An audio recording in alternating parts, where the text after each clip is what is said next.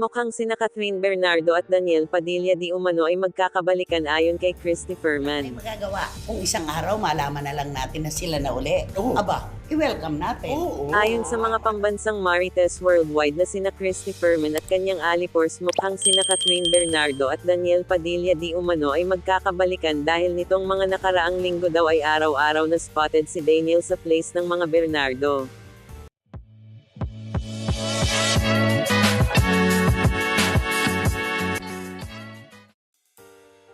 Ayon pa sa kanila, they do it privately ang pag-aayos sa kanilang relasyon. Matatanda ang may lumabas na chika noong December na personal na pinuntahan ni Daniel si Catherine sa dressing room nito sa ginanap na ABS-CBN Christmas Special. Kasunod nito ay ang pagkalat ng mga larawan at video clip kung saan makikita ang paghalik ng aktor sa noo ng aktres. Hanggang ngayon, hindi pa rin tinatanggal ni Daniel ang mga sweet photos nila ni Catherine sa Instagram, kaya't mas lalo lang nag-uumpisa ang mga speculations.